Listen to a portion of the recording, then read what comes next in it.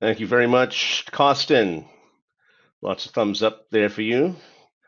All right, so we're gonna load our segment here. While we do that, I'll let my colleagues introduce themselves by video.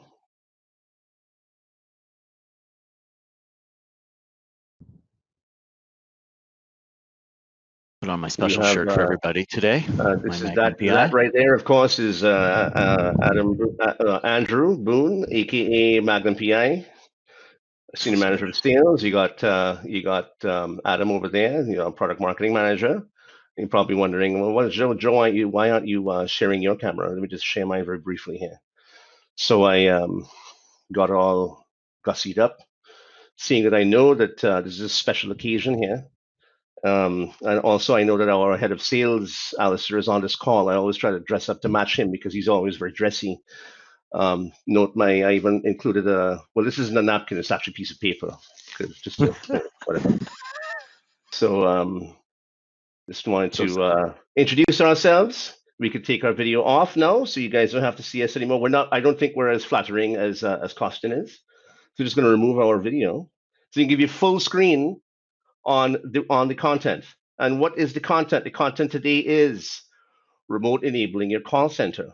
So following on from the theme that Costin set, these are times when we are establishing different ways to remote enable our workforces. Costin talked all about how you remote enable yourselves from a technology perspective using conferencing and UC and all these different things. But it's also possible for those of you that have folks that are handling incoming or outgoing customer calls, aka a call center, whether it be one person or 20 people or more. It's also possible to enable that team to go remote as well, very, very easily, actually. That's what we're here to talk to you about today. So the whole remote enabling concept is not only for what you consider your office workers and so forth, but also that team that takes care of your customer care. So let us jump right in here. As we always do, since this is a CCaaS training session, we want to give a super quick recap. We're going to be lightning quick on this one, just because we want to be sensitive of time, and we want to make sure we leverage all of the time in this session for the remote enabling a call center portion. So just to jump quickly into the recap here, we like to remind you we have three packages, 3 plans: Express, Pro, and Elite. Andrew, when would be how would you position these in front of people? Let's get your thoughts on that. Yes, so obviously you wouldn't have asked me to do this if you wanted to be quick. So Express, we really talk about it. It's a great elevation from the Hunt Group. It's a named license user model. It's integrated and built into our Intermedia Unite and Elevate product. So it's it's an all-in-one single pane of glass. It has real-time whisper, monitor, barge, as well as some pretty decent graphical reports and call recording. The next elevate, and it's a fairly basic product, and so I think elevation from Hunt Groups is a good explanation there. Contact Center Pro, and then Elite Pro is really our step up from Express. It's our voice plus a la carte option product. It's over the top. It's concurrent billing, so you can sell it over the top of other phone systems. It doesn't have to be sold with ours. And I think the big differentiator between Pro and Elite is when we get into our multi-channel experience: chat, email, SMS, scheduling manager, quality assurance. Those types of Elite type features are really in the all-encompassing, all-everything Elite package, although you can buy them as add-ons in Pro. And some quick differentiators of ours. Yeah, I mean, obviously, carrier grade solution. I'm not going to read all of these, part of all cloud, but the big thing, I think, specifically Pro and Elite for you guys, our partners, being agnostic, really important to remember that. Express being fully integrated, also important. And we do something really unique in our product with billing. We allow you to pay for concurrent agents in Pro and Elite, and we allow you to burst on demand in Pro and Elite. These are two different things that, two different billing items that just don't exist anywhere else. And of course, the number 6 speaks for itself. So now we're going to jump into remote enabling a call center. So for the majority of this, we're going to pass this over to Adam, and I'll tell you why. Adam has he's written a really good blog on this. In fact, I'll show you where to find some of that stuff. There's some online resources for you On the Intermedia blog page, there's a whole bunch of blogs on there, not only about remote enabling your contact, your call center, but remote enabling your workforce, 9 must tools you should have for remote working, all these different types of blogs, some fantastic tips and tricks on here. So I encourage you, if you haven't already done so, go on here. It will help with your talk tracks. It will help you talk to your customers, and remember, we're trying to help you guys to reposition some of this stuff yourselves. So the more you know, or the more we can feed you, the better it would be for you to relay this on to your customers, right? And then the other very, very valuable one is on the Intermedia Partners YouTube page. So I know a lot of you have been coming to these webinars every week. We see a whole bunch of repeat registrants, which is great. It means that, hey, hopefully we're doing a good job here. But what we have on this here is a whole bunch of different types of training material across all the products. And of course, on the contact center side, there's a whole bunch here as well. So if you want to get more of a deep dive into what Andrew started off talking about in terms of 3 plans, how to position each of them, and so forth, differentiators, all that type of stuff, that is already on there in those previous CCaaS sales training modules. So now we're going to jump into why you need, or why you should remote enable your call center. And I thought, this is the best photo to start with. I got to credit Adam for finding this photo. And the key theme here is modern contact centers don't need to look like this. And we're not talking about black and white and all the smoke in the air. You got the managers hiding behind here, peeping through to see what people are doing. Everybody's packed into a room like sardines. This guy kind of looks like Andrew over here. Andrew, is that you? That is me back in 72. I still have that same shirt. And you guys Okay. know I haven't shaved since. But you know what's funny about this? I look at this, Joe. Look at the lights on their desk that indicate presence and availability. Right. Awesome. That's what these things are. Those things are Ancestor of lights presence. on there. That's It right. is. It's like before you transferred a call to one of these people in the call center, you'd look and see which light was on, red or green, Right. and then you would transfer it. And look at this. Of course, that being me in the corner, that's why I know these things. That's right. So keep this in mind, right? Because don't be surprised to find some call centers that still look like this. Well, yeah, they wouldn't have these gargantuan type dinosaur things on their desks, but some contact centers still look like this, and that's because they're using, as archaic as this is. If they look like this today, it's because they're using archaic hardware and on-prem systems. So with that being said, that's a perfect segue into Adam's portion on we're comparing then and now. We're comparing what people used yesterday to what people should be using today. Adam, over to you. Yeah, appreciate that, Joe and Andrew. Andrew, awesome eye on the lights at every station. I love the early ancestor to presence indication. So, when we think about the idea of remote enabling your contact center, we think about when and now. Why is that such an iconic and relatable image? Why do we all laugh when we see that? Right? And I think it's because the physical layout of traditional contact centers were purely dictated by technology available, right? Like no one sat down and said, this image right here, that's perfect. That is the optimal configuration for a contact center, the very best possible setup for customers, for the business, the agents, and so on. No, it's because you were bound by those physical limitations. You had to be within a certain range of the equipment. And crucially, agents had to be within, they were generally in close proximity to each other. That's really important at times like these. And, that's just not necessary anymore. So remote enabled contact centers, obviously we don't have those physical same building or even geographical limitations. You can forget the idea of agents all working in the same room. Could be different buildings, cities, states, or provinces if you're in Canada, different countries, or heck, even hypothetically, even different continents, right? Different parts of the world.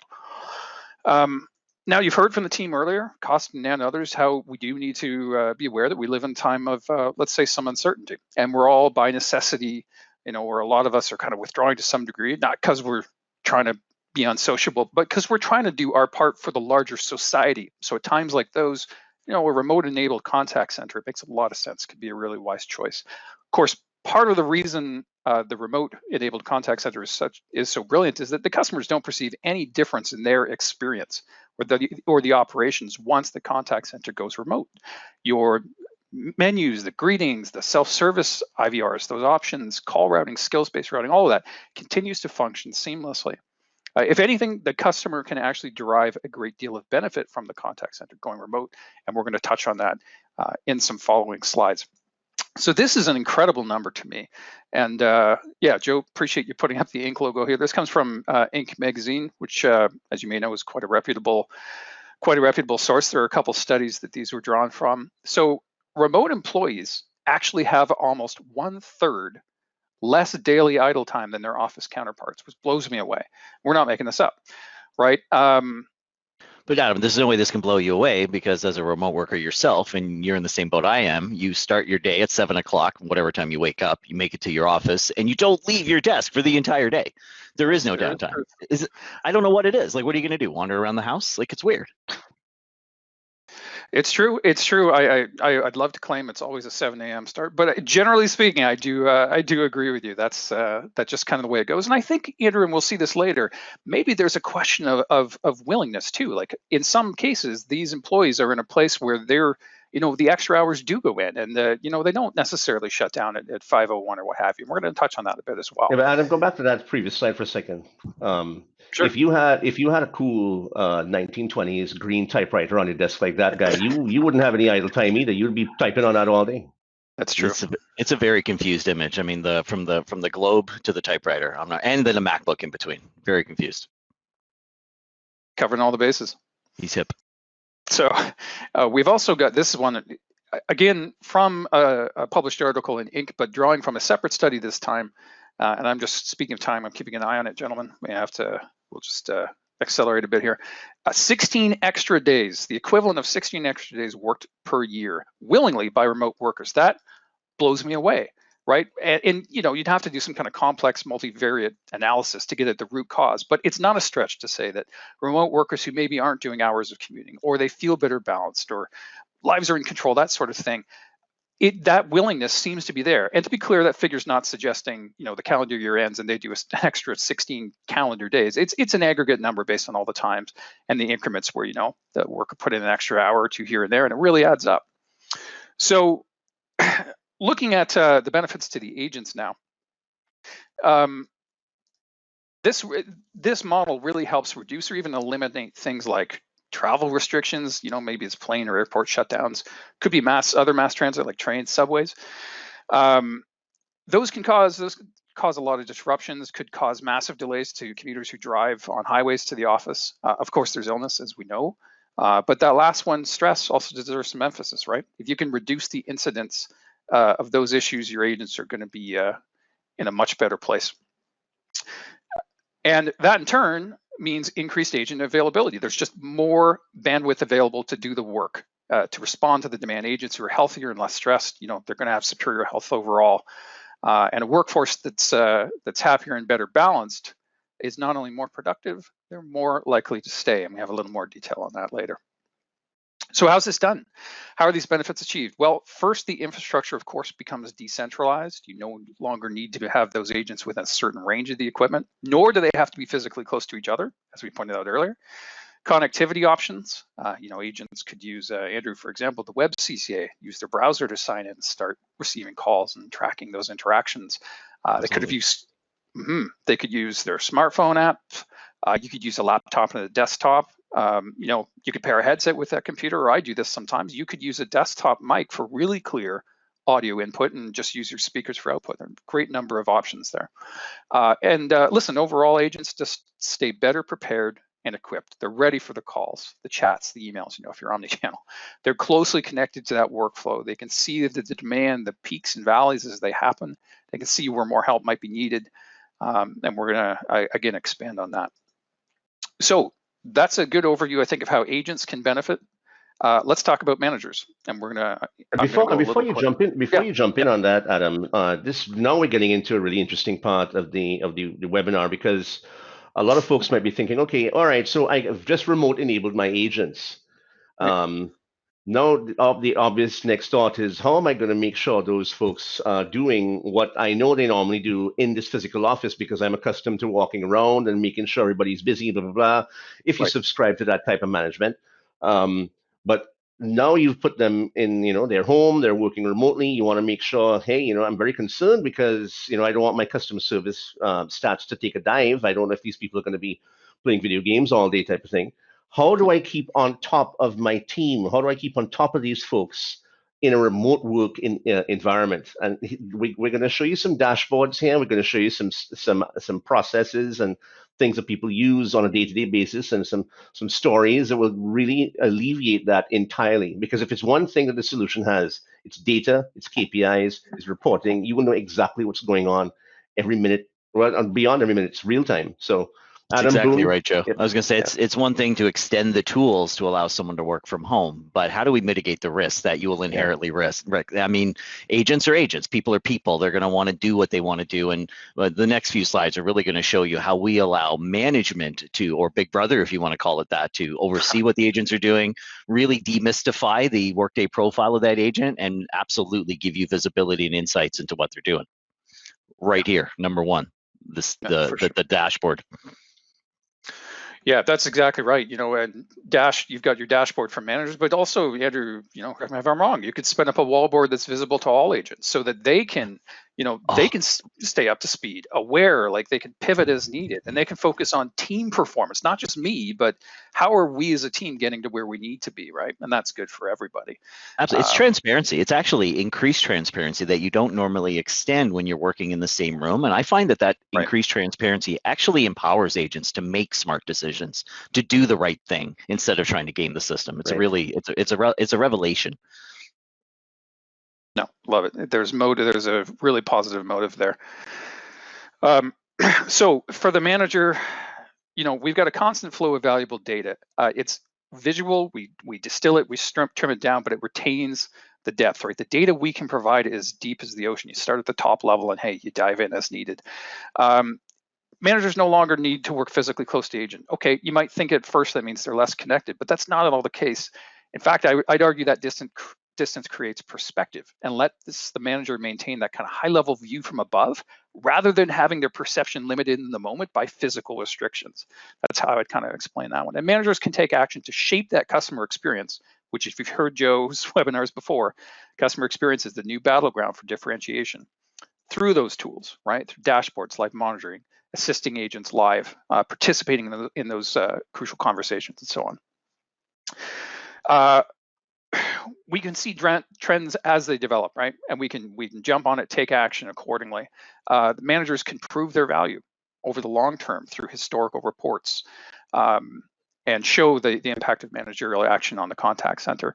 Executive dashboard views, right? That makes a really easy way to report up simplified, accurate, high-level stuff that senior leadership really wants to see without the complexity. We add tools in there as well, Adam, like threshold alerting type tools beyond just the visual on the dashboard that will physically alert you, an email, a Slack alert that says, hey, there's a queue unattended, or hey, there's an overwhelming number of agents logged in and there's nothing to do. So that even though you may not be able to sit in front of your computer and look at this dashboard all day, we can still physically alert you when something goes sideways. Again, enabling the remote manager. Yeah, awesome point. Thank you for that. And folks, just to draw your eyes to this dashboard on screen here. So of course, this is all screenshots of the actual interface. This is our tool here. And Andrew he heads what we call the demo desk on this side. The demo desk is available to you, as you've heard me mention in previous webinars. This demo desk is available to you as this is the ultimate close tactic on any sale. Right? No, there's no, like Andrew always says, there's no contact center deal that closes without a demo, and that's true. So we try to drive everything that we do, every single thing we do on the sales tactics side is to drive the sale, the prospect to a demo, because that's where we start leveraging all the magic. We start to, and the demos that we do are not canned flat demos. It's all about talking about use cases, talking about success stories, talking about how you can use this, how you could, incorporating real world on the job type intel that would resonate with these folks. So just so you know, you have that available on this side. And Andrew, of course. So what is your conversion rate now? I mean, Andrew has a 72.3% conversion rate from demos to closed sales. Is that about what it is? Okay, it's absolutely true, but you know what? The product sells itself, I like to say, right? It solves problems really, really well. And it's going to solve these remote worker problems as well. What's the next dashboard look like? Oh, I thought there was more. So there's a great deal. And And there are more. Okay, then I'll stop, because there's this one great view that I think is probably the greatest view for remote managers, and it's just the list of agents in real time and their status and their historical stats for that time period, and it tracks all channels. So hopefully we get to that. If not, we'll be sure to send something out post webinar. Yes. Okay, so what are the benefits to the business? Far lower logistical barriers when you're hiring new talent, right? If you're able to say to your next demo desk lead, let's say, listen, hey, no major lifestyle changes needed to join our company. Are they going to be more likely or less likely to join you? Pretty easy, right? Recruit from a much larger area, right? Instead of saying, okay, who's good enough that's physically close to us? Instead, let's say who's perfect, and let's not worry about where they are, right? It's Like true. that is no longer the primary metric to focus on. It's finding the right people. I think agent onboarding is a lot faster and easier. You know, you just need that do the check for solid and consistent internet, perhaps a VoIP check if needed, the right headset, and again, you've got other options if you had to use a phone, for example. So that becomes a lot easier. That onboarding requires very little. In fact, I think when I joined, a single package to my house was sufficient. It's up and running on a single box. It's quite amazing. Again, some overlap here. Agents are more likely to put in hours and stay in their jobs longer. That is another statistic that is from that study. Something like 50 to 20% more likely, which is really notable. It's absolutely true. Why would you take a break if you saw 10 calls in queue? If you could transparently know that there was calls waiting, you would delay your break until it was under control. That's just human behavior, and it's amazing that the transparency drives that type of behavior. Yeah, that's a really good insight. And businesses, hey, with seasonal spikes or downturns, or hey, in this case, could be an event-driven downturn, something unforeseen. Great fit for remote enabling. We can take a look at benefits by verticals. Next slides. Financial, for example, easily plan for and forecast for busy seasons. You're in finance. There you go. Yep, tax season. 401ks, RSPs, wherever. Maybe it's a wealth management business, Andrew, where people are really worried about what's going on in the markets right now, and they're getting slammed, right? Like I guarantee that is happening. Mm-hmm, absolutely. Mm-hmm. So that's another example where it would make a lot of sense. Hey, you're in finance, you probably like cost certainty, little or no hardware outlay, and you've got the month-to-month pricing, which allows you for rapid scaling if needed, or gentle tapering off once that peak is kind of flattened. Retail, you've got an upcoming promotion. Hey, it makes it a lot easier to plan and add seats in advance. You could use our reporting tools to measure progress on that marketing campaign, right? You could kind of gauge, what's the demand, what's the uptake we're getting versus our current resources in the contact center, and you can make some very smart in the moment decisions there. So that's another good example. Andrew, you may know where this is. There's no pop quiz, no pressure, but if not, hey, is that SFU? I was going to say, it is. We just got an email. They just tripled their seats today because, of course, they're enabling their entire staff to work from home. Interesting story. That's a coincidence. Perfect. Did you go there? Is this your alma mater? Very nice. No. I wish I've been there, but just as a tour. And in addition to helping those enable the remote work, it also better handles things like a flood of student inquiries, right, in the fall or leading up to the fall, enrollment peak times, right? It makes it easier to manage those demand levels. Maybe we put in, what do you think, Andrew, self-service IVR for really common requests, like where is this located on the campus, or where do I check in, day one kind of thing. Also, we prompt students to put in their alumni ID or student ID to route the call to the right department, depending where they are in their education, whether they're an alumni, a new student, or an existing student. These are real problems at education verticals that we have to solve. But the concurrency and the bursting that's available, obviously, it's one of the main drivers, Chris, because this is a very seasonal business when it comes to education. Yeah, 100%. It's absolutely tied to the season, no question. And you could do something like dynamic notifications. Maybe you need to do proactive outreach to students. Like, think of all the changes that are going on in schools at all levels, not just post-secondary, but public right now. That could be a perfect case study for large-scale outreach, which you can do now through your contact center, right, in a very structured, systematic way. With something our dynamic notification tool has been getting a real workout this last week and a half as our existing customers use it to notify mass outreach to their customers and users and anyone alike. So excellent tool for this type of scenario. Yeah, perfect fit, right?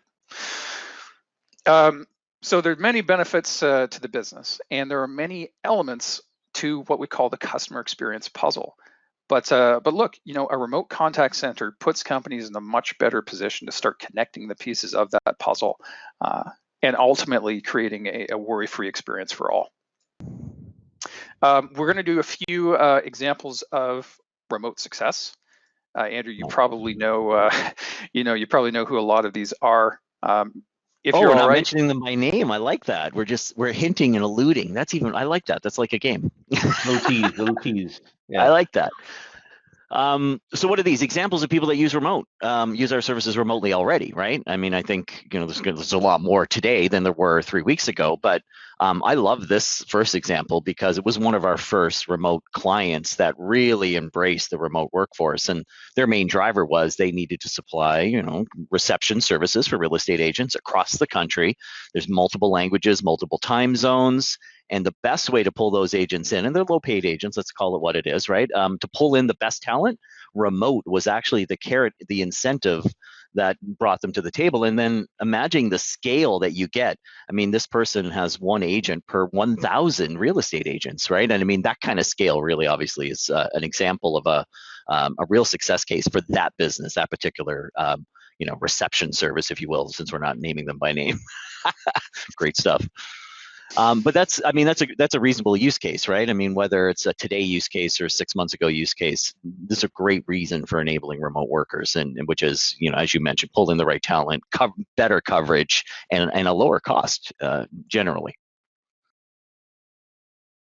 The healthcare not-for-profit healthcare org. So this one was an interesting as well, and I think this has become more topical obviously this week. This is an organization that provides telehealth and in-home healthcare services. So people that are in rural areas of the country that can't make it to a doctor, that maybe are too disabled to make it in there, so they need some in-home, but also folks that are too sick to maybe go to the doctor, or in this particular trying time maybe don't want to risk getting infected or infecting somebody else, and want to use a telehealth tool to interact with their with their personal care workers, or whatever you want to call them. So this particular, and these guys have been a partner for a very, very long time, and they have a combination though, right, Joe, of both in-office and in-home workers. Yep. And the in-home workers are mostly to attract the, if you're in rural Montana and you're 3 hours from a major city, but you got a nurse or a personal practitioner that's working there, and they can take your call and come visit you. I mean, that's a heck of a better solution, right, than driving 3 hours to what's the capital of Montana. I failed that class, but that was a huge thing. And I believe, because most of the people that are staffing this org, Joe and Adam, are retired or semi-retired medical professionals. It was really key for them to be able to recruit from these rural retirement communities, if you will, to get the most talented people. Again, right? Another takes you back to one of Adam's earlier points, when you're recruiting, it really opens up your recruiting base. Because if you could imagine, if you use your same Montana example, and you're trying to hire retired, semi-retired medical professionals to staff this telehealth operation, you may only have a small handful in that one area, in that one region. If you open it up across the whole of the U.S. or across the whole of North America, then you have a much larger pool, and you can hire those people easily, equip them to work remotely, and next thing you know, you have a fully staffed operation. It's true. And this next one is one of my favorite stories because I was personally involved in it. But a national, not a mortgage, but lending insurer, right? So someone providing mortgage insurance and mortgage and lending across the country, deals with all the major banks and obviously consumers alike. So this particular org crosses all of the, it deals with consumers directly, banks directly, insurers directly, real estate agents, brokers. You sort of tell it, and they needed, in this particular case, bilingual agents, right? So we know what that means. They needed coverage across the entire country again. And what they wanted to do, and this is a really, really great story of proactive thinking, they dangled the "you can work from home" carrot to all of their agents. And they got enough of them to agree to it that they were able to shutter 5 physical call centers. Now, they didn't end up losing any employees. Staffing levels stayed the same. In fact, they were able to increase a little bit of staffing as they grew.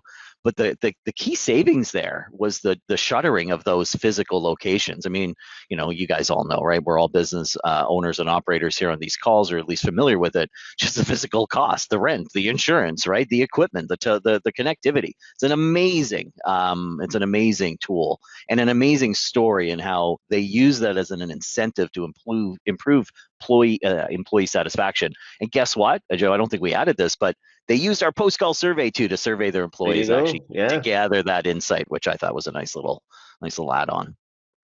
All right, so we're gonna close off. This is the last slide, but we thought we would cap things off with a nice example of a remote success. This one's a real puzzle. I have no idea what this is. Yeah, this is a tough one. So this particular North American CCaaS provider is one that I think they were headquartered in Canada at the time. I know that they were acquired last year, August, by a much larger company in the US. But that team is still 100% remote across all departments. It's sales, marketing, ops, engineering, dev, HR, finance, support, you name it. That company also leveraged the remote workforce incentive to recruit top talent. When I say top talent, I mean top shelf talent across North America, right? Absolutely, could not agree more. No, I stand behind this. And then tools that were leveraged not only at the time, but including now, because this company is still very much in play, very very healthy.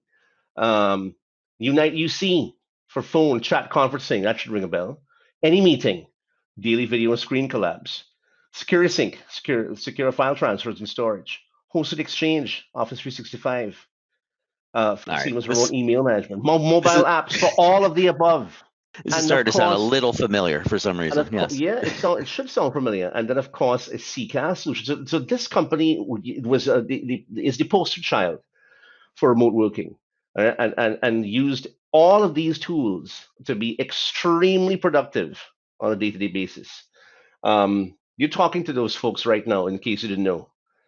So we can, when it comes to helping your customers enable a workforce to work remotely, we have extremely tangible things to bring to the table, not only from a solution perspective, but from process perspective, day to day, how do you do this, how do you do that type of thing. So feel free to go ahead, you get those customers on the line with us, and we will help you sell them, any one or multiple of these solutions.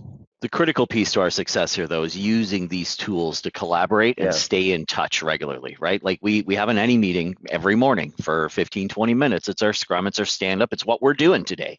And we use all of those tools to stay connected. And it's an amazing way to obviously balance work and life, especially in these trying times.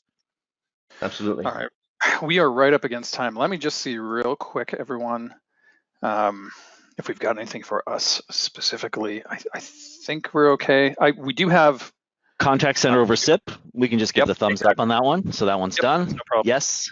And yes, we will make the material available to everybody afterwards. No problem. It will be circulated via email. It will also be placed on the Intermedia Partner YouTube channel, as always. Absolutely. And please, for any unaddressed questions, though, right? I mean, reach out to your local rep, your Intermedia rep immediately. Have them book follow-up calls and sessions with you to address any of the sort of the lingering questions maybe we didn't get to. And then this last piece here, Joe. So there's your next step. Here's all the access you need to get all the key info. We kind of dropped. Name drop some of these things across the webinar, but here's everything you need. You've got remote worker success kit. That's right there. Any meeting special offer. Carsten talked about free for 2020. Jeez, it's incredible. And remote work campaign in a box again for any meeting. All these things are available here. And then you saw the slide earlier where I showed the Intermedia blog, where you can access all those tips and trick type articles, and also the Intermedia Partner YouTube page, where it has previous CCaaS sales training modules for your viewing pleasure. And that brings us to a close today, fellas, unless anybody else has anything to add. Don't think so. Thank you very much, everyone. We know let's turn the camera on one last time to say a quick goodbye. You can change my shirt now. I just I wore changed mine this. already. So Yeah, I it's been, figured as much. yeah, I Don't changed change your mine shirt. already. Your conversion rate will go down. The Hawaiian What it shirt's look, a big part yeah, of it. what I normally look like. This is what we dress like for work every day. We, Magnum PI is getting some compliments on his shirt. So we know you guys are working from home just like we are. Just have a productive day. Enjoy yourselves. Stay safe. And we will see you next week, Wednesday. Thank you very much for joining. thanks Thanks, all. everyone.